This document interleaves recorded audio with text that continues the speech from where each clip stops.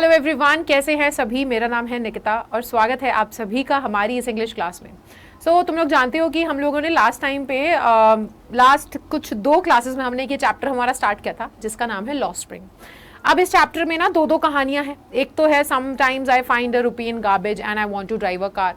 तो ये दोनों स्टोरीज हैं। पहले लेक्चर में हमने सबसे पहली स्टोरी पढ़ी थी जो कि हमारी साहिब आलम की कहानी थी, और दूसरे में हमने पढ़ी थी मुकेश की कहानी जो कि एक मोटर मैकेनिक बनना चाहता है। और आज है आपका लेक्चर नंबर 3। अब हम लोग जब पूरा चैप्टर खत्म कर चुके हैं तो आज के लेक्चर में मैं आप लोगों को करवाने वाली हूँ इस चैप्टर के बहुत ही ज्यादा इंपॉर्टेंट क्वेश्चंस एंड आंसर्स। ठीक है, आई होप आप सभी रेडी होंगे, याद होगा चैप्टर। बीच में थोड़ा सा गैप आ गया था, इसका मतलब ये नहीं होना चाहिए कि तुम लोग अपने चैप्टर को भूल गए हो, कहानी याद नहीं है, बैठ करके सर खुजा रहे हैं क्या पढ़ाया था मैम ने, भूल तो गए यार, पढ़ाया था कुछ मुकेश साहिब, ये कैसे कैसे नाम ले रहे हो। तो ऐसा नहीं होना चाहिए। बट अगर किसी के साथ ऐसा हो गया है कि नहीं समझ में आ रहा है कि मैम ने क्या पढ़ाया है, ये क्या बोले जा रही है ये, है ना, तो टेंशन मत लो, मैं आप लोगों को समरी भी अभी एक बार अच्छे से दोबारा से समराइज करवा दूंगी। अभी हमने क्या पढ़ा है क्विकली, देन हम क्वेश्चन आंसर्स में मूव करेंगे। सो लॉस्ट स्प्रिंग जो है वो एक चैप्टर है जो कि स्टोरीज ऑफ स्टोलन चाइल्डहुड। अब ये स्टोरीज ऑफ स्टोलन चाइल्डहुड जो है ना, ये अपने आप में एक बुक थी जो कि लिखी थी अनीस चंग ने। ठीक है, राइटर है हमारी, बहुत ही बेहतरीन इंडियन राइटर हैं। अब इन्होंने जो हमारी बुक लिखी थी, है ना, ये स्टोरीज ऑफ स्टोलन चाइल्डहुड, इसके अंदर वो बहुत से ऐसे बच्चों की कहानियां सुनाती हैं, कहानियां बताती हैं। ठीक है, जिसमें होता क्या है कि वो बच्चे जिनका मतलब बच्चा और बचपन, है ना, उन बच्चों का बचपन छिन जाता है। मतलब वो आप समझ रहे हो कि वो जो बड़े होने पे हमारे पास जिम्मेदारियां आती है ना, वो बड़े होने पे हमारे पास रिस्पॉन्सिबिलिटीज आती है ना, वो इन बच्चों के ऊपर, इनका बचपन इनको जीने का मौका ही नहीं मिला, वो इनके ऊपर स्टार्टिंग से ही आ गई। और होता नहीं कि बच्चा अपना बचपन नहीं जी पाया, ये तो है ना, शुरुआत में ही बड़ा हो गया था, बचपन में ही बड़ा हो गया था। तो वो वाली ऐसी कुछ कहानियां वो हमें बताती हैं। अब लॉस्ट स्प्रिंग जो टाइटल है मैं आपको हमेशा से बताते आई हूँ और मैंने पिछली क्लासेस में भी डिस्कस किया था। लॉस्ट स्प्रिंग का मतलब क्या है? लॉस्ट स्प्रिंग का मतलब ना ये नहीं है कि यहाँ पर लॉस्ट स्प्रिंग एक सीजन होता है जहाँ पे बहुत सारे ऐसे प्यारे प्यारे फूल खिलते हैं, बच्चे बाहर खेल रहे होते हैं, सूरज चमचमा रहा होता है ना। स्प्रिंग का मतलब होता है एक सीजन, एक ऋतु, है ना, ऋतु का सीजन हम लोग ये बोलते हैं ना, मौसम। तो यहाँ पर लॉस्ट स्प्रिंग से मतलब है स्प्रिंग, जैसे कि सभी सीजन्स में सबसे मतलब जानदार, उसमें सभी बहुत ही खिलखिलाता हुआ एक मौसम होता है जहाँ पे सूरज बाहर चमक रहा होता है, सब कुछ हरियाली हरियाली होती है, बड़ी खुशियाँ होती है आसपास, है ना। सो वैसा एक मौसम होता है। वैसे ही हमारी जीवन में एक इंसान की लाइफ में उसके अलग अलग जिंदगी के फेजेस होते हैं। एक छोटा सा बेबी होता है, फिर बच्चा, है ना, फिर वो बड़ा होता है थोड़ा सा, तो वो उसका एक चाइल्डहुड चल रहा होता है, फिर उसके बाद उसका अडोलेसेंस आता है। सो एक अलग अलग जो फेजेस होते हैं उसमें सबसे ज्यादा सुंदर, सबसे ज्यादा यादगार, सबसे ज्यादा आप कह सकते हो सबसे ज्यादा प्यारा जो फेज होता है जिंदगी का, वो बचपन का फेज होता है। और जैसे कि हम लॉस्ट स्प्रिंग, तो स्प्रिंग का, और यहाँ पर टाइटल के अंदर अगर मैं बताऊं, टाइटल के अंदर बेटा देखो क्वेश्चंस आ सकते हैं जस्टिफाई द टाइटल करके भी। सो टाइटल के अंदर जो आप देखोगे ना, यहाँ पर क्या है, यहाँ पर मेटाफर है ना, और कैसे है कि स्प्रिंग का कंपैरिजन हो रहा है चाइल्डहुड के साथ, क्योंकि जैसे स्प्रिंग सबसे ज्यादा कैसा होता है, सबसे प्यारा मौसम होता है, वैसे ही हमारी जिंदगी में सबसे ज्यादा जो प्यारा समय होता है वो बचपन का होता है। लेकिन इन बच्चों का जो बचपन है वो कहीं खो चुका है। अनीस जंग ने पूरी बुक लिखी है और उस बुक के अंदर से एक छोटा सा पार्ट जो है स्टोरी का वो निकाल करके यहाँ पर एज अ चैप्टर हमें दिया गया है, जिसके अंदर हम देख रहे हैं कैसे साहिब के साथ क्या होता है और वो अपना बचपन कैसे नहीं जी पाता है, और वहां पे मुकेश के साथ क्या होता है। सो समरी पे आ जाती हूँ, मैं आप लोगों को समरी बता देती हूँ। तो समरी ना इस चैप्टर की कुछ इस प्रकार है कि देखो इस चैप्टर के अंदर पहली बात तो थीम क्या है, चाइल्ड लेबर है, और साथ ही साथ बेटा यहाँ पे चाइल्ड लेबर के साथ ही साथ वो बता रही हैं कि कैसे पॉवर्टी, अब ये जो 2 चीजें हैं ये आपस में जुड़ी हुई हैं कैसे। देखो एक बच्चे का जो बचपन है वो खो जाता है, किस वजह से खो जाता है? बच्चों के लिए, बच्चे छोड़ो यार, हमारा बचपन जो है, बचपन is meant to be enjoyed, के टेंशन फ्री है, कोई टेंशन नहीं है। बस टेंशन क्या होती है कि जल्दी से जल्दी घर पहुंच जाए, बैग फेंक करके, कपड़े चेंज करके, कपड़े भी चेंज नहीं करते हम लोग कई बारी, बाहर खेलने जाना है, समर वेकेशन एंजॉय करने, सब कुछ इतना अच्छा होता है। हमारी जिंदगी का गोल्डन पीरियड होता है हमारा बचपन, ठीक है, जिसके अंदर किसी चीज की टेंशन नहीं होती है कि नहीं। हम बहुत अपनी, हमारी क्रिएटिविटी हमारी पीक पर होती है, हम बहुत सी चीजें सीख रहे होते हैं, हम दुनिया को समझ रहे होते हैं, है ना। और जो ये बच्चे हैं, ये पॉवर्टी के कारण, गरीबी के कारण क्या होता है कि ये ना अपने उस बचपन को खो बैठते हैं। कहीं ना कहीं इनके स्थितियां, परिस्थितियां कुछ ऐसी जिंदगी में आ जाती, सिचुएशंस ऐसी क्रिएट हो जाती हैं कि इनको पुश कर दिया जाता है, इनको ढकेल दिया जाता है अपने आप चाइल्ड लेबर में। और चाइल्ड लेबर के तहत फिर जाहिर सी बात है इन बच्चों का जो बचपन है वो कहीं गुम होकर के रह जाता है, और बचपन से इनके वो नन्हे नन्हे कंधों के ऊपर आ जाती हैं रिस्पॉन्सिबिलिटीज घर को संभालने की, पैसा कमा करके लाने की, और उस बीच ना तो वो अपने उस शिक्षा के अधिकार को पा पाते हैं जो कि अधिकार जन्म सिद्ध अधिकार है हर एक इंसान का। Education is not a luxury, it is a necessity which every child should have, है ना। तो और उसके ऊपर हर एक बच्चे का अधिकार होता है। तो इन लोगों को वो अधिकार जो है, ये अपना वो अधिकार नहीं पा पाते हैं, शिक्षा नहीं मिल पाती है, और इसी जो माया जाल है, ये जो गंदा सा जाल है ना, ये पॉवर्टी, चाइल्ड लेबर, इसमें फंस करके रह जाते हैं। अब ऐसे ही अलग अलग कहानियों में सबसे पहली जो कहानी है, समटाइम्स आई फाइंड अ रूपी इन अ गार्बेज, ये कहानी है साहिब की। अब अनीस जंग बता रही हैं कि कैसे वो ना अपने घर के पास में, उनके घर के पास में कचरे का ढेर था, वहां पे कुछ बच्चे जो हैं वो कबाड़ी बोलते हैं ना, हम कबाड़ी वाला जो कूड़ा बीनते हैं, उस टाइप से जो बच्चे हैं ये वही काम करते थे। पीछे अपनी कमर पे एक झोला लटका करके घूमते थे और कचरे के अंदर खोजा करते थे कि कुछ ना कुछ उन्हें मिल जाए। अब इन बच्चों के लिए वो कचरा जो था ना, वो कचरा कचरे का ढेर नहीं था। हमारे लिए तो हमारे घर का गंदे से गंदा कचरा जो है हम वहां पर इकट्ठा कर दिया करते थे, जिसके अंदर ना जाने क्या चीजें होती हैं और जो कितनी हजारियस होती हैं, है कि नहीं। बट उन बच्चों के लिए वो एक सोने की खदान है, क्योंकि वो उसमें खोजते थे, उनको पैसा मिल जाता था। 1 रुपया मिल गया तो वो और खोदते थे कि 10 रुपए मिल जाएंगे। तो उनके लिए तो ऐसा होता था कि हम खोदते चले जाएं तो हमें इसमें से सोना ही निकल जाएगा, किसी दिन हम सोना ही पालेंगे। पर होता क्या है कि अनीस जो है उन बच्चों से, है ना, टकराती थी जब भी वो मिलती थी उनसे, तो वो साहिब से उनकी जान पहचान हो गई थी, वो जान गई थी उसको। तो एक दिन उन्होंने साहिब से बात करी, तो ऐसी बातों बातों में नाम भी पूछा, तो नाम से साहिब ने अपना नाम बताया, मेरा नाम है साहिब आलम। तो वो सोचने लग गए कि इस बच्चे को अपने नाम का मतलब नहीं पता। नाम का मतलब है लॉर्ड ऑफ द यूनिवर्स, और अगर इसे अपने नाम का मतलब पता चल जाए ना तो शायद ये विश्वास भी नहीं करेगा। साहिब की कहानी कुछ इस तरीके से होती है कि वो पढ़ लिख नहीं रहा होता है, और वो वहीं पर वो जो होता है ना, कूड़ा बीनने का काम कर रहा होता है। सो वहाँ पे अनीस पूछती है कि तुम ये काम क्यों करते हो, तुम पढ़ते क्यों नहीं हो। अब फिर एकदम से सोचने लग जाते हैं कि यार मैंने गलत क्वेश्चन पूछ लिया, मेरे को नहीं पूछना चाहिए था। पढ़ना शायद, मतलब ऑब्वियस सी बात है ना, वो बच्चा पढ़ पाता, अफोर्ड कर पाता तो शायद पढ़ता। तो वो यही बोलता है कि देखो मैडम, हमारे आसपास ना स्कूल नहीं है, बन जाएगा तो हम जरूर जाएंगे। मतलब उसके अंदर पढ़ने की इच्छा थी, चाह थी, पर स्कूल नहीं था आसपास, अफोर्ड नहीं कर सकते थे। वही है गरीबी का कारण, जिस वजह से उन्हें उनकी शिक्षा जो एक बेसिक राइट है वो नहीं मिल पाता। तो ये सोच कर अनीस बोलती है कि अच्छा, अगर मैं एक स्कूल खोलूँ तो क्या तुम आओगे। तो बोलते हैं हाँ जरूर, आप स्कूल खोलोगे तो हम जरूर आएंगे। तो यही सोच करके वो क्या करती हैं, फिर वो थोड़ी बहुत बात होती है और वो चले जाते हैं। फिर कुछ दिनों बाद दोबारा से अनीस जो है वो अपने घर से निकल रही होती है, तो वहां से ऐसे भाग करके उनके पास आता है साहिब और बोलता है कि दीदी दीदी क्या आपका स्कूल जो है वो खुल गया। तो फिर वो एकदम से उन्हें थोड़ा बुरा लगता है कि मुझे ना एक ऐसा वादा इस बच्चे से करना ही नहीं चाहिए था जिस वादे को मैं निभा नहीं सकती, स्कूल खुलना। तो वो उसको बोलती है कि बेटा स्कूल खोलना इतनी आसान बात नहीं, इसमें काफ़ी चीज़ें लगती हैं, तो अभी ऐसा नहीं हुआ है। तो वो चले जाते हैं। अब क्या है कि इन सबकी ना, ये साहिब जो है वो अपने कुछ दोस्त हैं, सारे के सारे ऐसे ही घूमते रहते हैं इधर से उधर, और है ना कचरा बीनते हैं, रैक पिकिंग का काम करते हैं। साहिब कहाँ है, सीमापुरी में रह रहा है। अब उसकी कहानी क्या है कि वो ना ढाका से आया था, ठीक है। अब ढाका में क्या हुआ कि उसकी मम्मी उसे बताती है कि वहाँ पे ना बहुत ज़्यादा तूफान आते थे, बहुत ही हरी भरी हरियाली में रहता था वो, ठीक है। तूफान बहुत आते थे तो इनकी पूरी ज़मीनें, घर वर सब उजड़ गए और ये यहाँ आकर के रहने लगे, सीमापुरी, जो कि हमेशा से एक बहुत ही बेकार सी जगह थी। यहाँ पर ना तो रहने की कोई भी सुविधा नहीं है, ना ड्रेनेज सिस्टम है, ना पानी का है, ना घर है ढंग के। ये लोग यहाँ पर रह रहे हैं वो टूटी हुई छतों में जिसमें से पानी टपकता रहता है, उसमें रह रहे हैं ये, है ना। सो अब ये लोग यहाँ पर आकर के रहने लग गए। सीमापुरी की गलियों में ये लोग घूमते हैं, रैक पिकिंग का काम करते हैं। इनके पैरों में जूते नहीं है, नंगे पैर घूमते हैं। अब जब हमारी अनीस इनसे पूछते हैं कि भाई तुम नंगे पैर क्यों घूमते रहते हो, यहाँ पे जूते क्यों नहीं पहनते हो, तो एक जवाब देता है कि नंगे पैर हम इसलिए घूमते हैं क्योंकि जूते जो है ना ऊपर वाली शेल्फ पे रखे हैं, और कोई एक दूसरा कहता है कि अगर इसको उसकी मम्मी ने जूते उतार कर दे भी दिए तो भी नहीं पहनेगा ये। तो इन सभी चीज़ों का ना वो क्या बताते हैं, इन सभी चीज़ों के पीछे वो जो कारण बताते हैं वो कहते हैं कि हमारे ना कल्चर में, मतलब रीति रिवाज है, मम्मी ने सिखाया कि जूते तो पहनने ही नहीं होते वैसे भी। अब कहीं ना कहीं अपने इस कमी को कि वो अफोर्ड ही नहीं कर सकते हैं नए जूते, उसको वो छुपा देते हैं। और आप कह सकते हो ना वो इनोसेंस कि मतलब उनकी मम्मी ने उन्हें समझाया होगा कि देखो होता है ना जब हम किसी चीज़ को पा नहीं पाते हैं तो मम्मी पापा हमें बता देते कि नहीं बेटा ये खराब ही चीज़ है ना। जब हमें कोई ऐसी महंगी सी चीज़ चाहिए होती है और मम्मी पापा को पता है कि हम अफोर्ड नहीं कर सकते, वो क्या कह देते हैं, यही कह देते हैं कि बेटा खराब है, अच्छा नहीं है, खिलौना बेकार है, क्या करोगे तुम खेल करके, तुम्हें कुछ अच्छा दिलाएंगे। सो वैसे ही क्या होता है कि वो जूते जो है अफोर्ड नहीं कर पाते, तो उसकी मम्मी कहती है कि जूते ना पहनने भी नहीं होते। हमारे कल्चर में हम लोग ऐसे, हमारा रिवाज है, जूते वूते नहीं पहनते, ट्रेडिशन है ये कह करके वो जो उनकी कमी है ना, जो वो अफोर्ड नहीं कर सकते, उसके मम्मी पापा इन बच्चों से छुपाने की कोशिश करते, तो समझ जाते हैं अनीस कहीं ना कहीं इस चीज़ को।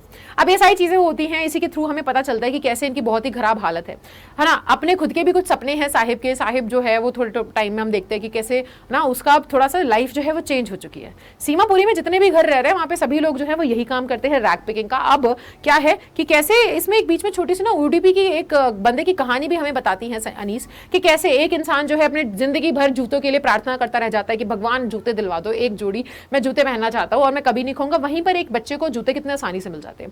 ये बच्चे नंगे पैर घूमते हैं। साथ ही साथ फिर हम बाद में देखते हैं कि जब जैसे कहानी जो मोड़ लेती है तो होता क्या है कि साहिब जो है अब उसका ना काम बदल चुका है। अब वो ऐसे कनस्तर लेकर के जा रहा है दूध लेने के लिए, क्योंकि अब वो किसी कहाँ पे काम करता है, अब वो काम करता है किसी चाय वाले के यहाँ पर। अब उसके ऊपर रिस्पॉन्सिबिलिटीज आ चुकी है, उसका कनस्तर इतना हल्का नहीं है जैसे वो पहले कचरे का बोरा हल्का हुआ करता था। सो अब वो क्या है, अब वही चाइल्ड लेबर, अब वो उसी चीज में फंस चुका है, अब उसे उसकी रिस्पॉन्सिबिलिटीज पता चल गई और इसी से उसका बचपन भी कहीं खो गया है ना। अब हम यहाँ पे देखते हैं कि जो चीजें हम फेंक देते हैं, जैसे टेनिस शूज, साहिब को टेनिस का गेम बड़ा पसंद आ रहा होता है और वो टेनिस शूज जो है उसने पहन रखे होते हैं पर उसमें छेद होता है। अब जो चीजें हम फेंक देते हैं क्योंकि इसमें छेद है, ये अच्छा नहीं है, वही चीज ना किसी और के लिए एकदम ऐसे होती है कि बाप रे नई चीज है हमारे लिए। और साहिब ने वो जूते ऐसे ही पहन रखे होते किसी बच्चे के जिसने शायद यूं ही फेंक दिए थे क्योंकि उसमें छेद था, बट साहिब ने उनको ऐसे अपनाया है, उसे फर्क नहीं पड़ता है किसके हैं कि किसी ने इस्तेमाल करे। वो उनको इतने अच्छे से पहन करके घूम रहा है जो कि उसके कपड़े के साथ मैच भी नहीं कर रहे हैं, कि जैसे पता नहीं उसको पता नहीं कितनी बढ़िया चीज मिल गई और दुनिया के सबसे अच्छे जूते वही हो। सो यहाँ पे एक पहली कहानी है जो हम देखते हैं, वहीं से ना अनीस जो है वो दूसरी कहानी लेकर के आती है हमारे सामने। वो दूसरी कहानी है मुकेश की। अब वो जो दूसरी कहानी है मुकेश की वो है I want to drive a car. तो मुकेश से वो बात करती है, तो मुकेश जो है वो बताता है कि कैसे ना वो एक बहुत ही अच्छा मोटर मैकेनिक बनना चाहता होता है, उसका सपना होता है मोटर मैकेनिक बनना। अच्छा वैसे हमारी जो अनीस है वो पूछती है कि तुम्हें एरोप्लेन वगैरह भी उड़ाना है क्या? वो कहता नहीं नहीं नहीं एरोप्लेन। अब क्या है कि जिस जगह पे वो रह रहा होता है ना, वहां पर एरोप्लेन उसने कभी उड़ते हुए चलते हुए देखे भी नहीं है। वो अब क्या है, वो जगह जो है हमारी वो बहुत ही ज्यादा फेमस है चूड़ियां बनाने के लिए, बैंगल मेकिंग के लिए। कांच का वहां पे बहुत काम होता है, बहुत सामान चलती है, बहुत सामान वहां पे कांच का मिलता है, चूड़ियां मिलती हैं। सो वहां पे ग्लास वर्क बहुत होता है। यहाँ पे जितनी भी आप चीजें देख रहे होंगे ग्लास की, वो बेसिकली वहीं से आई हैं, ठीक है। सो वो वहां का रहने वाला है। अब यहाँ पर ना हम देखते हैं कि कैसे मुकेश के जो सपने हैं और वो जिस जगह में बंद हो रखा है, वो छोटी सी कालकोठरी जैसी जगह जहाँ पे भट्टियां ही भट्टियां हैं, लोग अपनी जिंदगी निकाल देते हैं उन भट्टियों में काम करने के लिए, कैसे वहां पे मुकेश जो है अपनी छोटी छोटी आंखों से एक इतना बड़ा सपना देख रहा है। वहां पे सीन क्या है कि लोग जो है पीढ़ी दर पीढ़ी पीढ़ी दर पीढ़ी पीढ़ी दर पीढ़ी वो जो है वहां पर क्या करते आ रहे हैं, वो सिर्फ उसी ग्लास मेकिंग के ऑक्यूपेशन में ही लगे हुए हैं, उसी व्यवसाय में है और वही काम करते हैं। वहां पीढ़ियां यही काम करती चलती चली जा रही हैं। और होता क्या है कि वो जो भट्टियों में बैठ करके काम करते हैं वो इतनी ज्यादा काली भट्टियां होती है, उसके अंदर वो इतने कम रोशनी में काम कर रहे होते हैं, पूरा दिन उनका इस तरीके से निकल जाता है कि वो ना वहीं पे काम करते करते अपनी आंखें भी खो बैठते हैं। अब होता क्या है कि मुकेश ना अनीस को अपने घर ले चलता है, वो कहता है कि चलो मैं आपको अपना घर दिखाता हूँ। और वो जब अपने घर लेकर के जाता है तो अनीस बताते हैं कि वो घर जो है वो ऐसी गलियों में है जहाँ पे कचरा भरा पड़ा है बहुत गंदे तरीके से, छोटे झुग्गी झोपड़ियां हैं वहां पर। और साथ ही साथ क्या है कि वो जिस घर में जाती है वहाँ पे ऐसे लात मार के दरवाजा खोलता है और वहाँ पे कौन है, अब मुकेश के जो बड़े भैया हैं उनकी शादी हो रखी है, मुकेश की भाभी वहाँ पर खाना बना रही हैं, टूटी फूटी सी दीवारें हैं, एक झुग्गी झोपड़ी है बेसिकली वो, है ना। और वहाँ पर कौन है, वहाँ पर हमारे क्या कहते हैं मुकेश के पापा हैं और मुकेश के भैया भी हैं। तो वहाँ पे देख रहे हैं कि हम वो जो छोटी सी लड़की है जो दुल्हन बन चुकी है और जो भाभी है मुकेश की, उसकी ज्यादा उम्र नहीं है लेकिन कम उम्र में उसके ऊपर बहुत ज्यादा दबाव आ चुका है, भार आ चुका है एक फैमिली को संभालने का। तो जैसे ही ना मुकेश के पापा आते हैं तो वो चुपचाप जो है अपना घूंघट नीचे करके पीछे छुप जाती है। अब होता क्या है कि वो यही बताते हैं कि कैसे ट्रेडिशंस हैं और यहाँ पे चूड़ियाँ वूड़ियाँ बनती हैं, है ना। कैसे जो है मुकेश के पापा काफ़ी काम करते आए हैं लेकिन वो इतना भी नहीं अफोर्ड कर पाए कि वो अपने बच्चों को एक प्रॉपर घर दे पाते। सो ये सब सीन होता है। उसके बाद वो जब बाहर निकलती है तो एक छोटी सी बच्ची को देखती है जिसने ऐसे कपड़े पहन रखे होते हैं पिंक से कलर के, है ना। और वो क्या कर रही थी, चूड़ी बना रही होती है। तो वो सोचती है कि इस बच्ची को तो अभी पता भी नहीं है कि वो जो काम कर रही है चूड़ी बनाने का, इसका मतलब क्या है। चूड़ियाँ हमारे जो भारतीय अगर हम ट्रेडिशन की बात करें उसमें उसका क्या महत्व है, सुहाग का निशानी होती है। वो कह रही जब तक ये बड़ी होगी एक दिन वो खुद मेहंदी लगाएगी, चूड़ियाँ पहनेगी, तब वो समझेगी सारी बातें। वहीं पे उसके बाजू में एक बूढ़ी सी औरत भी होती है, वो भी वही काम कर रही होती है। तो वो ना उन औरत से पूछती है तो वो बताती है कि कैसे जो उनके हस्बैंड है ना, उन्होंने अपनी लाइफ में ये चूड़ी बनाने का जो काम है वो इतना अच्छा है भी नहीं कि उससे बहुत पैसे मिलते हो, और कैसे उन्होंने अपनी लाइफ में पूरा का पूरा जो यही काम करा है और वो उन्हें आज तक कभी भरपेट खाना भी नहीं मिल पाया। सो ये सारी कहानियां हम देखते हैं और यहाँ पे हमें पता चलता है कि कैसे कैसे हो सकता है मुकेश जो है वो एक अलग सपना देख रहा है और उस सपने के माध्यम से वो अगर सपना जो है अपना सच करवा लेता है, वो सपना पूरा कर पाता है, तो वो इस विशियस साइकिल जो फंस चुकी है, जिसके अंदर क्या है, जिसके अंदर ये बेचारों को बहुत ही गंदे तरीके से एक्सप्लॉइट किया जा रहा है। इनको केवल हमारी पुलिस, इनको केवल ये लोग एक्सप्लॉइट नहीं कर रहे, मिडिल मैन एक्सप्लॉइट कर रहे हैं, है ना। सो किस तरीके से एक्सप्लॉइटेशन चल रहा है और इससे बाहर नहीं निकल पा रहे हैं। बट कहीं ना कहीं हमें वो आशा मुकेश की नजरों में दिखती है कि शायद मुकेश वो अपना मोटर मैकेनिक जो बनना चाहता है, इस माध्यम से वो शायद इस जाल से बाहर निकल पाएगा, इस साइकिल से बाहर निकल पाएगा और अपनी एक बेहतर लाइफ जी पाएगा। सो ये स्टोरीज हमने देखी हैं लॉस्ट स्प्रिंग यानी कि लॉस्ट चाइल्डहुड की, कि कैसे जो बच्चे हैं वहां पे रहने वाले अपना बचपन खो बैठते हैं बहुत ही कम उम्र में। सो अब हम आते हैं हमारे क्वेश्चन आंसर्स पे। आई होप तुम्हें एक चैप्टर जो है पूरा याद आ गया होगा, मैंने लाइन बाय लाइन पढ़ाया था। अगर अभी तक किसी ने नहीं देखा है तो जल्दी से जाओ, चैनल के ऊपर वीडियोस पड़ी हुई हैं उसको जरूर देख करके आना, ठीक है। एंड शेयर सम लव, ठीक है, बहुत सारा ऐसे ढेर सारा प्यार दिखाओ चैनल को सब्सक्राइब करना अगर कोई नया आया है, और आपकी इंग्लिश की क्लासेस अब रेगुलर बेसिस पे यहीं पे मिलने वाली है, मैं तुम्हें इंग्लिश पढ़ा ही रही हूँ, ठीक है। सो चलो अब आ जाए हम लोग हमारे क्वेश्चन आंसर्स पर। तो सबसे पहला क्वेश्चन जो है हमारे सामने है, what is Sahib looking for in the garbage dump. Sahib garbage dumps में क्या चीज देख रहा है, ठीक है, किस चीज को खोज रहा है, where is he and where has he come from, वो कहाँ पर है और वो कहाँ से आया है। सो देखो साहिब जो है ऑब्वियस सी बात है इज लुकिंग फॉर गोल्ड। अब क्या है उस बच्चे के लिए तो यही वाला सीन है ना कि उसके अंदर तो उसे कुछ भी मिल सकता है, कचरा हम लोग हाथ नहीं लगाते क्योंकि गंदा है, उसमें पता नहीं क्या क्या पड़ा होगा। उन बच्चों के लिए वो कचरा जो है वही उनकी रोजी रोटी है, उसके अंदर से जो उन्हें कुछ मिल जाए ना, 1 रुपया, तो उनके मन में आते 10 रुपए खोजें, 10 मिल गया तो उनके मन में आते और हम खोदते चले जाएं, इसमें पता नहीं क्या मिलेगा। तो he is looking for gold एक तरीके से, ठीक है, इन द गार्बेज डंप्स। किस चीज को ढूंढ रहा है, वो सोने को खोज रहा है गार्बेज डंप्स में। He is in the neighbourhood of the author, वो ऑथर के पड़ोस में रहता है, जो वहां पे गार्बेज डंप है ऑथर के पड़ोस में, वहां पर आप सीमापुरी भी लिख सकते हैं। Saheb has come from Bangladesh, Bangladesh Dhaka से आया है वो, ठीक है। He came with his mother in 1971 में वो वहां से आया था, ठीक है। अब ढाका में वो कहाँ रहता था, उसका जो घर था वो ये हरियाली हरे भरे मैदानों के बीच में था, है कि नहीं। लेकिन क्या हुआ, स्टॉर्म्स जो हैं, जो तूफान वगैरह आते थे वो उनकी पूरे घरों को, मैदानों को बर्बाद कर गए। सो इसलिए उसने वो शहर छोड़ दिया, वो पूरा देश छोड़ दिया और वो यहाँ पर सीमापुरी में आकर के रहने लग गया।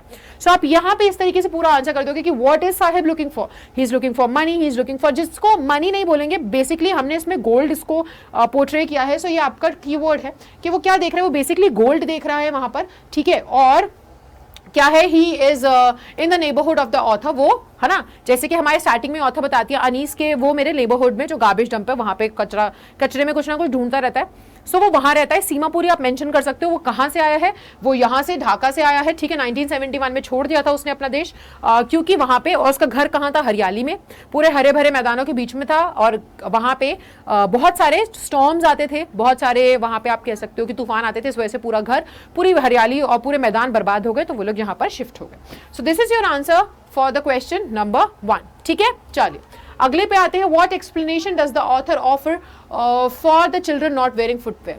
तो क्या एक्सप्लेनेशन हमारी ऑथर हमें बताती है कि बच्चों ने चप्पल ही नहीं पहनी, उसके लिए अलग अलग रीजंस होते हैं ना, तो क्या रीजंस हैं।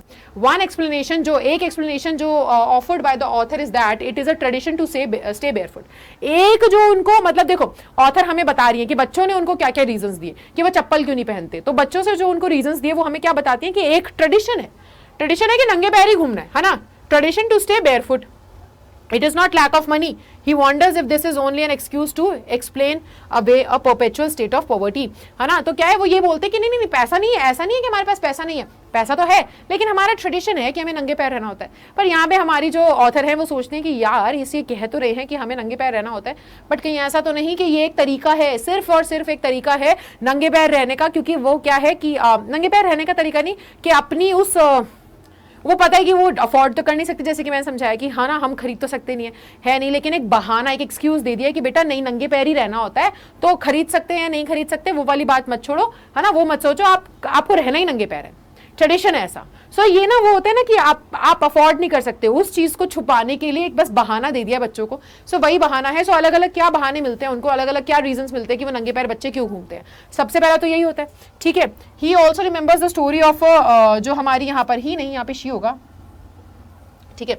She also remembers the story of a poor boy, है ना, ओ नो बहुत सारी मिस्टेक्स हैं, ठीक है। Poor boy who prayed to the goddess for a pair of shoes, और वो साथ ही साथ बताती है कि कैसे जो है ना वो एक बच्चे की कहानी भी बताती है कैसे वो जो है डेली प्रे करता था कि भगवान उसे एक पेयर शूज के जो है न्यू पेयर वो दे दें। साथ ही साथ आप यहाँ पर ये भी लिख सकते हो कि कैसे जो है एक बच्चा बोलता है कि मम्मी ने शेल्फ पे ऊपर जूते रख दिए, दूसरा कहता है कि नहीं अगर मिल भी जाएंगे तो भी नहीं पहनेगा। सो जूतों को लेकर के जो रीजंस उनके पास आती हैं अनीस के पास कि वो क्यों बच्चे जो है नंगे पैर घूमते हैं, वो रीजंस आप यहाँ पर बहुत अच्छे से मेंशन करेंगे। क्लियर बच्चे, ठीक है। चलो question number 3, what makes the city of Firozabad famous. Firozabad का जो शहर है वो फेमस क्यों है। ग्लास मेकिंग हब है ना, कैपिटल है, यहाँ पे सारी चीजें होती हैं, वो ग्लास की बैंगल्स वगैरह बनती है। So the city of Firozabad is famous for its bangles, glass making, आप ये भी लिख सकते हैं। Every other family in Firozabad is engaged in making bangles, है ना, वहां पर तो पीढ़ी दर पीढ़ी, पीढ़ियों से पुश्तैनी काम है जो पीढ़ियों से चलता आ रहा है, ठीक है। It is the centre of India's glass blowing industry, जैसे कि मैंने बताया ग्लास ब्लोइंग इंडस्ट्री का सेंटर है ये इंडिया का, सारा काम जो ग्लास का है वो यही होता है। Families have spent generations working around furnaces, यहाँ पे पीढ़ी दर पीढ़ी परिवार के सभी लोग जो हैं यहीं पर अपना पूरा जीवन बर्बाद कर देते हैं, बिता देते हैं इन्हीं भट्टियों में काम करते करते, और इनकी आंखों की देखने की शक्ति भी खो जाती है ना। So welding, glass making, making bangles for the women in the land. तो आप ये बता सकते हो, और आप यहां पर भी लिख सकते हो कि कैसे उनकी आंखें भी, है ना, they lose their eye sight as well. So इसी इंडस्ट्री में काम करते करते उनके साथ ये भी हो जाता है। सो देखो कि फिरोजाबाद किस लिए फेमस है, इन सभी चीजों के लिए फेमस है। सो आप यहां पे ये चीज हाईलाइट करोगे, ठीक है। चलिए, so mention the hazards of working in the glass bangle industry, क्या क्या प्रॉब्लम्स होती हैं ग्लास बैंगल इंडस्ट्री में काम करने के, क्या क्या हजार्ड्स हैं वो आप यहाँ पे मेंशन करेंगे। So boys and girls with their fathers and mothers sit in the dark hutments, जो बॉयज और गर्ल्स हैं, लड़के लड़कियां, है ना, अपने पापा के साथ और मम्मियों के साथ बैठ करके वो अंधेरे वो भट्टियों में, अंधेरी जगहों पे बैठ करके काम करते हैं। Next to the lines of flames of flickering oil lamps, है ना, कहाँ पर वो जो क्या कहते हैं आपकी आग जल रही होती है ना भट्टियों में, आप समझ रहे हो कि काल कोठरियों में, वो गुफाओं में, उनमें बैठ करके वो काम करते हैं, जहां पर वो छोटी छोटी से ऐसे हल्की हल्की सी आग जल रही होती है, इतनी कम रोशनी के अंदर वो काम कर रहे होते हैं। वो वेल्डिंग करते हैं उन कलर्ड ग्लासेस को, है ना, सर्कल्स में बैंगल बनाने के लिए। सो वेल्डिंग वगैरह होता है, पूरा अंधेरे में इतना काम हो रहा होता है, तो उनकी आईज जो है वो एडजस्ट हो जाती है डार्क को, वो बाहर की रोशनी के साथ क्या नहीं कर पाती है, कंपैटिबल ही नहीं रह पाती है, वो कम रोशनी डिम लाइट में ही एडजस्ट हो जाती हैं, और इस वजह से क्या होता है, अंत में जाकर के अपनी आंखों से देखने की रोशनी ही खो बैठते हैं। Even the dust from the polishing of the glass of bangle is injurious to the eyes, वो जो पॉलिश करते हुए ग्लास बैंगल से जो पॉलिश करते हुए जो डस्ट, जो धुआं निकलता है ना, उसे घिसने से, उसे पॉलिश करने से, वो भी आंखों के लिए हानिकारक होता है। मेनी वर्कर्स बिकेम ब्लाइंड, बहुत से लोग अपनी आंखें वहां पे खो चुके हैं। जो भट्टियां हैं वो बहुत ज्यादा हाई टेम्परेचर में होते हैं, और इस वजह से वो बहुत ज्यादा डेंजरस होते हैं। सो क्या क्या प्रॉब्लम्स है फिरोजाबाद में वहां पर काम करने के, वो सभी प्रॉब्लम्स आप यहां पर हाईलाइट करेंगे इस वाले पैराग्राफ में। हमने इसको चैप्टर में भी पढ़ा है, ठीक है, डिटेल में। साथ ही साथ question number 5, how in your opinion can Mukesh realise his dream, ठीक है।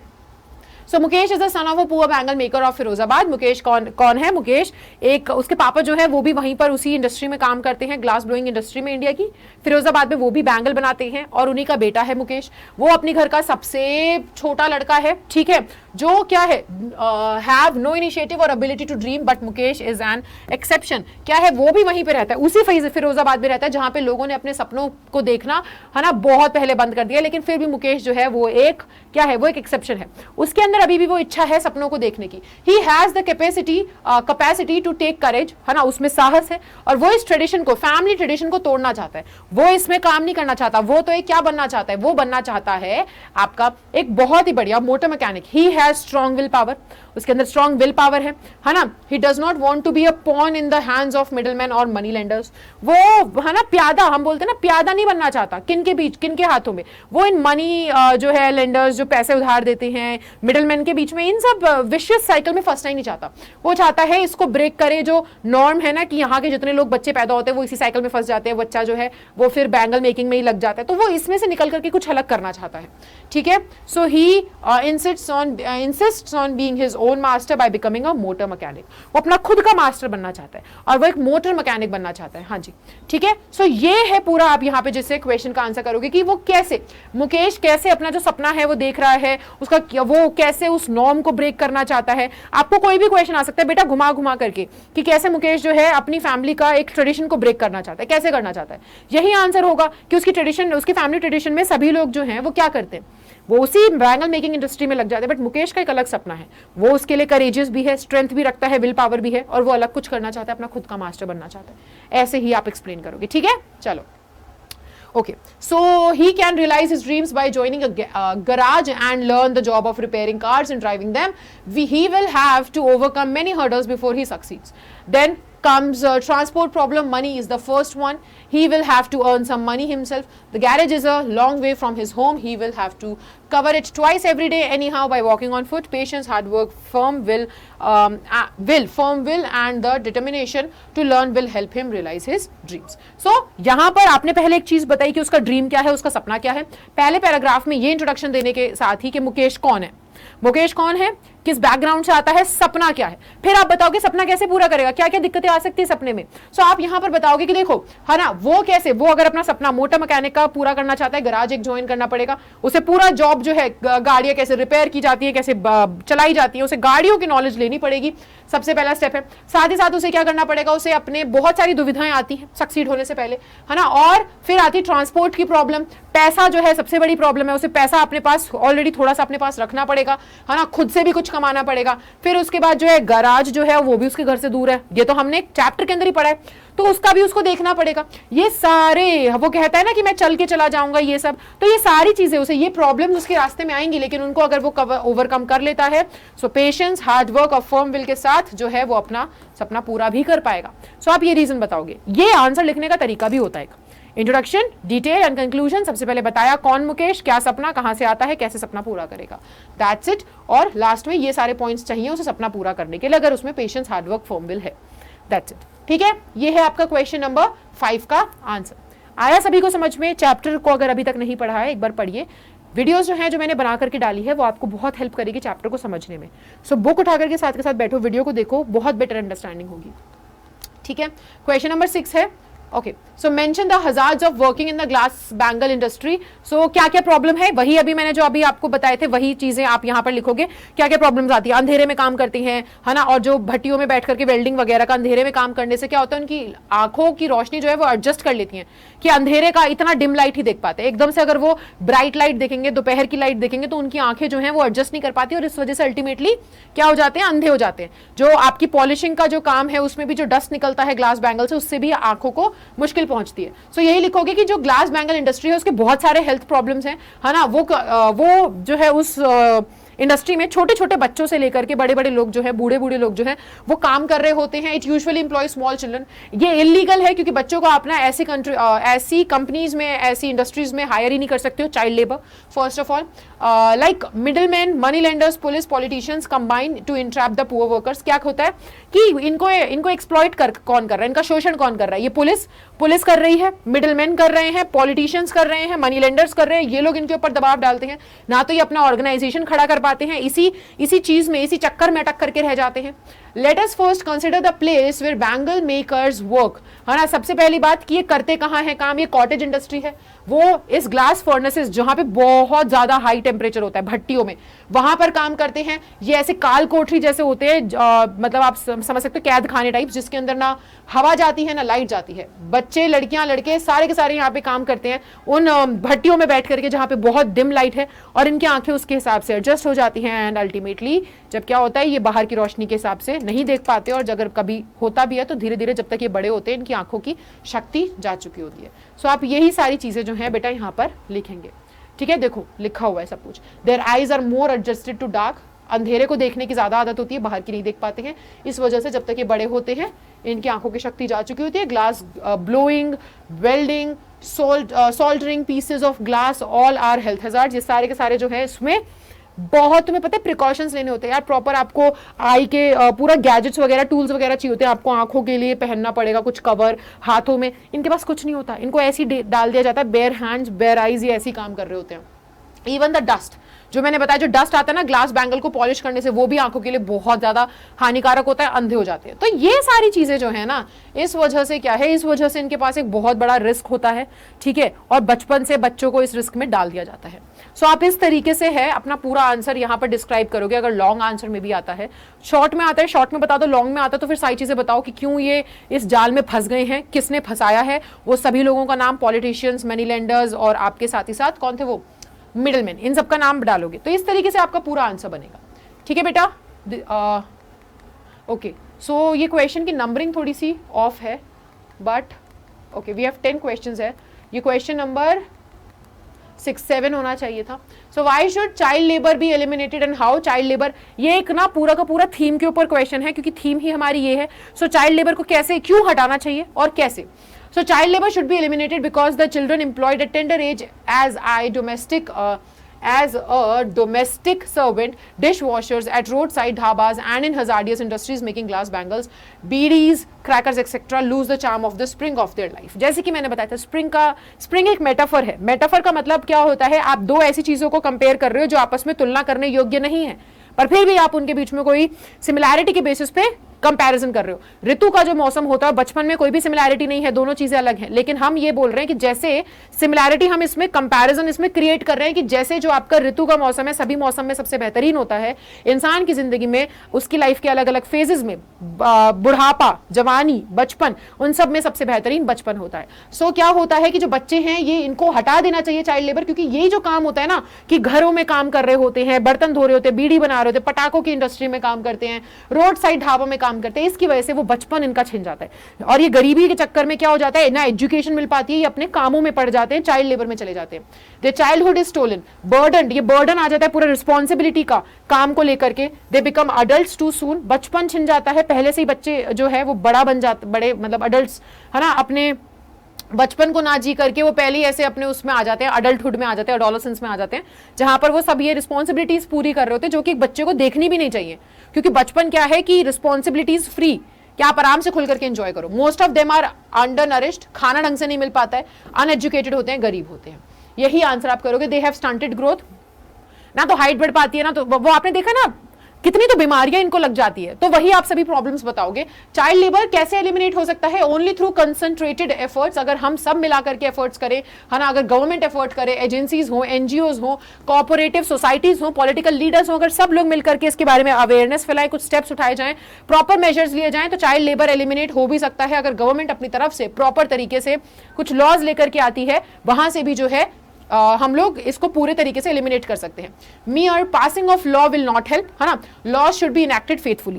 केवल लॉ को पास कर देना भी जो है हेल्प नहीं करेगा, उसको प्रॉपर तरीके से उसका पालन भी होना चाहिए, ठीक है। Children thrown out of work should be rehabilitated and given proper food, clothes, education and pocket money. इन बच्चों को जिसको आपने चाइल्ड लेबर से तो आजाद करवा दिया, लेकिन उसके बाद वो अगर रोडों पे घूम रहा है तो वो भी वहां पे गलत काम ही करेगा, ठीक है। सो क्या होना चाहिए? तुमने वो सुना था, कौन था, कमलेश, वो सलूचन वाला, सच में होता है ये। दिल्ली के गलियों में निकल करके देखोगे ना, तो वहां पे जो आपको पूरा स्लम मिलेगा ना, वहां पे बहुत सारे ऐसे कमलेश घूम रहे हैं जो बहुत सारे कहीं ना कहीं से भाग करके आए हैं और जो वही इन सब गंदे कामों में, ड्रग्स वगैरह में, इन सब में घुस जाते हैं। सो अगर बच्चे को तुमने चाइल्ड लेबर से निकाल भी दिया है ना, तो उसको प्रॉपर तरीके से रिहेबिलिटेशन सेंटर में जाना चाहिए, सारी चीजें, खाना पीना, हेल्थ का ध्यान रखना चाहिए, उसे पॉकेट मनी भी मिलनी चाहिए, है ना, ये सारी चीजें होनी चाहिए। उसके लिए प्रॉपर गाइडेंस नहीं मिलेगी ना, तो वो उसी चीज जगह से उठ करके, जिस जगह से वो आया है और उस जगह का इन्फ्लुएंस अच्छा नहीं होता है, वो उन्हीं चीजों में जाकर के वापस पड़ जाएगा। सो ये चीजें होनी चाहिए, ठीक है। Their feelings, thoughts and emotions should be respected. हमें उनकी फीलिंग्स, उनके थॉट्स, उनके इमोशंस को भी रिस्पेक्ट करना पड़ेगा। हमारे जितने प्रिविलेज नहीं है, वो अंडर प्रिविलेज है, उन्हें कुछ नहीं मिलता था, हमें उनको समझना पड़ेगा, उनके हिसाब से उनकी नीड्स को पूरा करना पड़ेगा। Let them enjoy sunshine and fresh air. इनकी जगह उन काल कोठरियों में नहीं है काम करने के लिए, इनका भी, है ना, इनका बचपन भी वैसा बीतना चाहिए जैसे सड़कों पे, पार्क में झूलते हुए, खेलते हुए सब बच्चे का बीतता है। ये यहाँ पर बोला जा रहा है। इस तरीके से आप अपना आंसर बनाएंगे कि कैसे चाइल्ड लेबर है एलिमिनेट होना चाहिए और क्यों एलिमिनेट होना चाहिए, ठीक है। सो क्वेश्चन नंबर 7 था वो, इसकी नंबरिंग गलत है, माफ करना। What contrast do you notice between the colors of the bangles and the atmosphere? क्या कॉन्ट्रास्ट, क्या कंपैरिजन बोल रहे हैं कि क्या तुम्हें डिफरेंस देखने को मिलता है उस जगह की हवा में, उस जगह में और उन जगह पे जो चूड़ियां बनती हैं उनके रंगों में। भाई देखो, चूड़ियां जो वहां पे फिरोजाबाद में बन रही है वो इतनी ज्यादा सुंदर रंग बिरंगी बन रही है, वहीं पर फिरोजाबाद जो है वो बेरंग जगह है, जहाँ पे केवल जो आसमान है वो काले धुएं से भरे हुए हैं, ठीक है, और बिल्कुल भी अच्छा नहीं है। सो यही कंपैरिजन आप दिखाओगे। Bangles are of every colour, born out of the 7 colours, bond होगा यहाँ पे BORN, born out of the 7 colours of the rainbow. हर एक इंद्रधनुष के 7 रंगों से निकले हुए हर एक रंग की चूड़ियां वहां पर मिल जाएंगी। These are sunny gold, paddy green, royal blue, अलग अलग रंग बता रहे हैं, पिंक, पर्पल चैप्टर में जो हमें दिए हैं।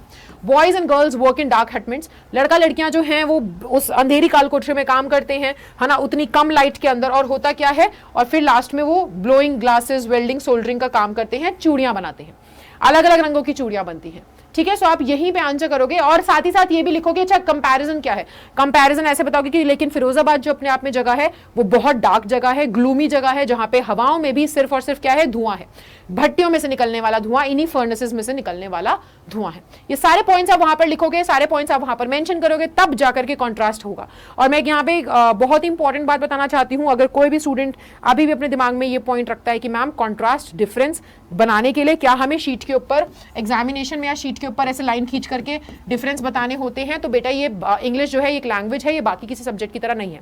आप अपने बाकी सब्जेक्ट्स में डिफरेंस बताते हो लाइन खींच करके, इंग्लिश में कभी भी हम डिफरेंस लाइन खींच करके नहीं बताते हैं, पैराग्राफ चेंज करके बताते हैं। On the contrary, whereas, on the other hand, ऐसे शब्दों का इस्तेमाल करके आप डिफरेंस बताओगे। डोंट वरी, अगर आपको भी प्रॉब्लम हुई है, आगे सफर हमारा लंबा है, बहुत सारी वीडियोस मैं आपके लिए लेकर आऊंगी जहां पे मैं प्रैक्टिस भी करवाऊंगी and art of writing, presenting answers, writing answers, वो सब कुछ मैं सिखा दूंगी। अभी ये इतना याद रखो कि कभी भी डिफरेंस लाइन खींच करके अलग अलग नहीं बताते और इंग्लिश में आंसर पॉइंट्स में नहीं लिखते, ठीक है। Where is Mukesh house located, Mukesh का घर कहाँ है, what is he proud of. Mukesh का घर उन गंदी गलियों में है जिसके अंदर से बहुत गंदी बदबू आती है और कचरा फंसा हुआ है। वो किस चीज के लिए प्राउड है, क्योंकि उसका घर जो है रेनोवेट हो रहा है। So Mukesh house is built in a slum area, slum area में झुग्गी झोपड़ियों के एरिया में बना हुआ है, ऐसी गलियों में जहां पर जो है कचरे से भरी हुई हैं, बांस मारती हैं। The homes, houses, there are hovels with crumbling walls, wobbly doors, ये वही कीवर्ड्स हैं जिनका इस्तेमाल करके चैप्टर में मुकेश का घर डिस्क्राइब किया गया है कि क्रम्बलिंग वॉल्स, ऐसी दीवारें कि अभी टूट जाएं, ठीक है। दरवाजे ऐसे हैं कि उनमें लात मार दो तो वो ऐसे झटकते ही रह जाएं अगले 15 मिनट तक, ठीक है। कोई खिड़कियां नहीं है, इस तरीके का उसका घर है। एक घर के अंदर बहुत सारा पूरा का पूरा परिवार जैसे जैसे ठुस करके रह रहा होता है। These are crowded with families of humans and animals, इन्हीं घरों में उन्होंने जानवर भी पाल रखे होते हैं। अधिकतर ऐसे जो घर हैं ये क्या है, झुग्गी झोपड़ी हैं, शैक्स और हट्स हैं। मुकेश जिस बात पे गर्व है उसको वो ये है कि मेरा घर जो है वो थोड़ा ठीक हो रहा है, उसे हम रेनोवेट करवा रहे हैं, रीबिल्ड करवा रहे हैं। His eyes shine as he volunteers, वो बहुत खुश होता है जब वो अनीस को अपने घर ले जा रहा होता है दिखाने के लिए, प्राउड फील कर रहा होता है ना, ऑथर को घर ले जाते टाइम। क्लियर, इतना डन है। और ये क्वेश्चन सेकंड लास्ट है I guess, give a thumbnail sketch of the frail young woman in the chapter lost spring. बेटा कैरेक्टर स्केच हमेशा से बहुत जरूरी होता है, मैंने हमेशा बताया है जितने भी स्टूडेंट्स हैं कि आप अगर इंग्लिश में तैयारी कर रहे हो 3 चीजों की तैयारी जरूर करना, गारंटी बोल रही हूँ, लिख करके ले लो। जब अपना एग्जाम देने जाओगे ना और एग्जाम दे करके आओगे, वीडियो वापस चला करके देखना, बात सच होगी कि राइटर, थीम और कैरेक्टर स्केच हर चैप्टर में हर बारी इंग्लिश में क्वेश्चन बनते हैं, यहां से बनते हैं। आई गारंटी यू, ना आता हुआ क्वेश्चन जो है वो तुम अगर ये 3 चीजें चैप्टर से करके गए हो, ना आता हुआ क्वेश्चन को भी लिख करके आओगे, नंबर मिल जाएंगे, ये बात का मेरा प्रॉमिस है। तो ये चीजों को तैयार करके जाना, बाद में मत बोलना कि हम आते हुए सवाल को बताया था, किसी ने सुना था, कहीं से निकिता ने बताया था, कहीं सुना था, ये करते रह जाओगे, लास्ट में जो इजीली मार्क्स गेन हो सकते थे वो नहीं करके आ पाओगे। सो इन 3 चीजों की तैयारी, कैरेक्टर स्केच बहुत क्लियरली तुम्हें पता होना चाहिए। डायरेक्ट क्वेश्चन आता है कि थीम बता दो, कैरेक्टर स्केच लिख दो, 8-8 नंबर के क्वेश्चन आते हैं, इसे याद रखना। यंग वुमेन, यहाँ पे कैरेक्टर स्केच है, young women is the wife of Mukesh elder brother. कौन है वो, ये वही औरत है जो वहां पे नीचे बैठ करके खाना पका रही थी, पालक पका रही थी। और ये कौन है, ये मुकेश की भाभी है, उसके बड़े भैया की बीवी है ना। एक नौजवान एक लड़की है जिसके ऊपर पूरे परिवार की बोझ आ चुका है कि नहीं। वो अपने ससुर को देख करके, मुकेश के पापा को देख करके घूंघट नीचे कर लेती है। सो ये सारा आप पूरा कैरेक्टर स्केच बताओगे और चैप्टर में उस कैरेक्टर के बारे में बात करी गई है, उसको ध्यान रखना। Young woman is the wife of Mukesh elder brother, उसकी भाभी है। Her eyes are filled with the smoke of firewood, वो चूल्हे में बैठ के जो खाना बना रही है उसका धुआं उनकी आंखों में जा रहा है। दो not much older in years, वो मुकेश से ज्यादा बड़ी नहीं है, लेकिन वो बेशक मुकेश से ज्यादा बड़ी नहीं हो, लेकिन औहदे में बड़ी है, घर में है ना, रिश्ते में बड़ी है। वो क्या है, वो डॉटर इन लॉ, वो बहू के नाते पे सब लोग उनकी रिस्पेक्ट करते हैं। शी एडहर्स टू द कस्टम, वो ट्रेडिशन और कस्टम फॉलो करती है जो हमारे यहाँ के होते हैं कि अगर कोई हमसे बड़े अगर कोई घर के आदमी घर में आते हैं तो घूंघट कर लेना चाहिए, है ना। शी वेल्स हर फेस, वो अपना चेहरा घूंघट से ढक लेती हैं जैसे ही कोई घर के बड़े बुजुर्ग जो हैं आपके आदमी अगर घर में आते हैं। She gently withdraws behind the broken wall to do so, और वो क्या करती है, शर्म से होता है ना, ऐसे घूंघट नीचे करके पीछे खिसक जाती है, जैसे मुकेश के पापा यानी कि उसके ससुर घर में आते हैं। सो ये सब ट्रेडिशंस भी वो फॉलो करती है। ये चीजें चैप्टर में दी गई हैं, सभी कैरेक्टर्स के बारे में तुमको पता होना चाहिए, यही जरूरी है। और लास्ट क्वेश्चन जो है, ठीक है, this is our last question, what are the dreams of the poor like Saheb Alam and Mukesh, could these be realized, what is the reality of the situation। अब ये क्वेश्चन जो है ना बहुत ही बेहतरीन क्वेश्चन है और इस टाइप के क्वेश्चंस मैं उम्मीद कर रही हूँ कि सीबीएसई को एग्जाम में देने चाहिए और आते भी हैं, ठीक है। ये क्वेश्चन क्या कह रहा है, चैप्टर के बारे में बात कर रहा है, थीम के बारे में बात कर रहा है और साथ ही साथ तुम्हारी वैल्यूज देखना चाह रहा है कि तुम क्या समझे। क्वेश्चन कह रहे हैं कि क्या सपने होते हैं ऐसे बच्चों के, ऐसे गरीब बच्चों के, जैसे साहिब आलम, मुकेश जैसे बच्चों के क्या सपने होते हैं और क्या ये सपने सच हो सकते हैं। What is the reality of the situation, सच्चाई क्या है सिचुएशन की। तो देखो, poor rag pickers like Sahib, spend the early years of their lives looking for gold in garbage. ये जो बच्चे हैं ना, इनको रियलाइज भी नहीं होता और इनको ना कुछ बहुत ही एक्स्ट्रॉर्डिनरी करना पड़ेगा, तब जाकर के ये क्या कर पाएंगे, सपने पूरे कर पाएंगे, वरना वही विशियस साइकिल में फंस चुके हैं।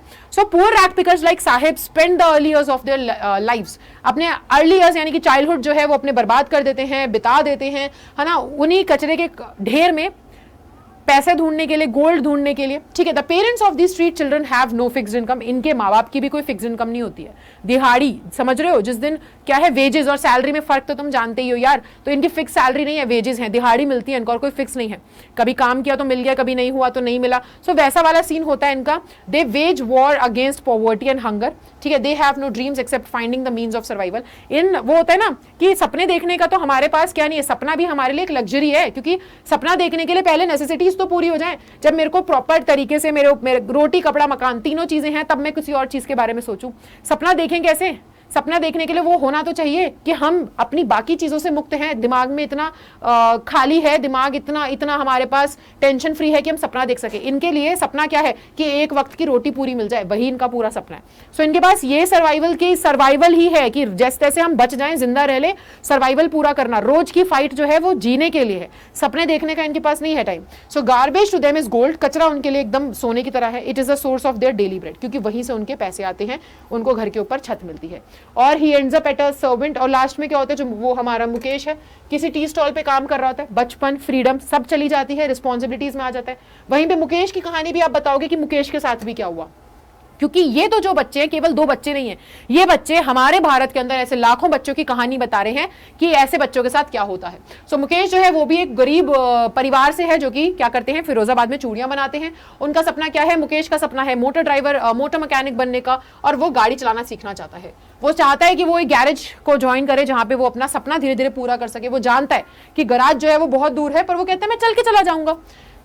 वो ये भी जानता है कि रियलिटी क्या है और उसे क्या क्या बाधाएं पूरी करनी पड़ेंगी, बाधाओं को तोड़ करके आगे जाना पड़ेगा अपना सपना पूरा करने के लिए। और his daring to rise and decision to get free from the trap laid by vicious money lenders, है ना, उसका जो डिसीजन है, उसका जो पूरा का पूरा प्लान है कि भाई मैं जानता हूं कि क्या क्या चल रहा है, हमारा एक्सप्लॉइटेशन कौन कौन लोग कर रहे हैं, बट वो इन सबसे उठ करके ऊपर जाना चाहता है।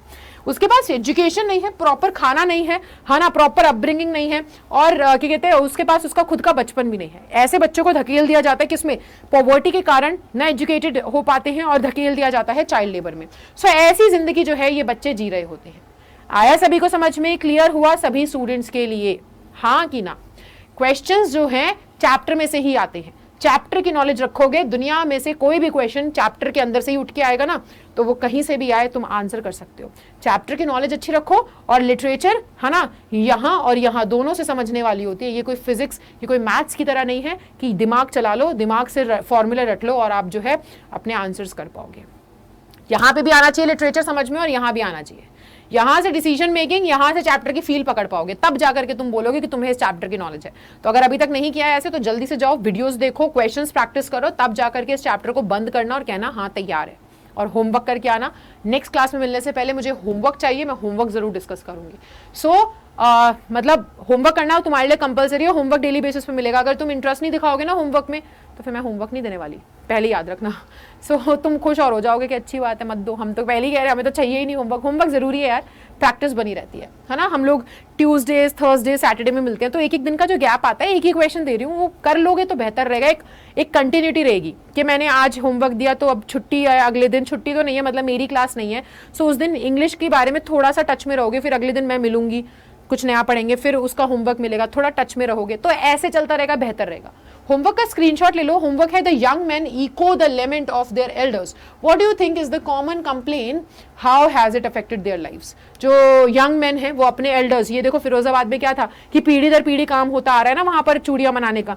सो जो नौजवान आदमी है उनमें हमें वो समझ रहे हो, वो दुख, वो पीड़ा नजर आती है जो उनके पुश्तों की थी, क्योंकि ये पुश्तैनी काम है जो चलता चला जा रहा है। तो आप इसके ऊपर कमेंट करेंगे और आप बताएंगे कि what do you think is the common complain, सबकी कॉमन कंप्लेन क्या है और कैसे इनकी जिंदगियां इनसे अफेक्ट हुई है। आंसर दिस क्वेश्चन, चीटिंग नहीं करेंगे, ईमानदारी से होमवर्क करके आएंगे, और मैं आपसे अगली क्लास में मिलूंगी जहां पर मैंने सोचा है कि अगली क्लास जो है ना एक ट्रिविया नाइट रखी जाए, जिसके अंदर तुमसे MCQs, क्वेश्चंस, इधर उधर से क्वेश्चंस पूछेंगे, मजेदार सा कुछ। सो अगली क्लास मैंने प्लान करी है ट्रिविया नाइट, उसके लिए तैयार होकर के आना। और उसके लिए तैयारी कैसे करेंगे, लास्ट लेसन और लॉस्ट स्प्रिंग दोनों चैप्टर्स को पढ़ के आना एंड लेट्स सी कौन सा बच्चा सबसे ज़्यादा स्कोर करता है। आई सी टू इट, मैं चेक करूंगी, कमेंट सेक्शन में आंसर करने होंगे और तुम लोगों की जो सबसे ज़्यादा अच्छे से आंसर करेगा ना, उस बच्चे का नाम भी जो है ना मैं अगली क्लास में लेकर के आऊंगी। सो ट्रिविया नाइट होगा, प्रॉपर तरीके से विनर होगा हमारे उस ट्रिविया नाइट का एक बच्चा। So I will see you in the next class, तब तक के लिए bye bye, take care and thank you so much.